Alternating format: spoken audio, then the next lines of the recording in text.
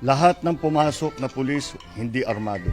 Hindi armado. Hindi armado. Hindi armado. Hindi armado. Hindi armado. Hindi armado. Hindi armado. Lahat ng pumasok na pulis, hindi armado. Number one, sinungaling. Number one, sinungaling. Meron bang human rights violation kung maraming pulis? I don't think so.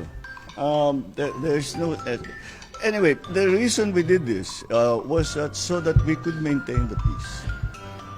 The only way to maintain the peace is to make sure that the area is safe and is secure. You go to any human rights advocate, there's nothing that we did. Walang baril, kahit isa. Walang baril, kahit isa. Number one, sinungaling. Hindi kami gumamit ng tear gas. Hindi kami gumamit ng tear gas. Hindi kami gumamit ng tear gas. Hindi kami gumamit ng tear gas. Number one, sinungaling. Wala kaming ginawang gano'n.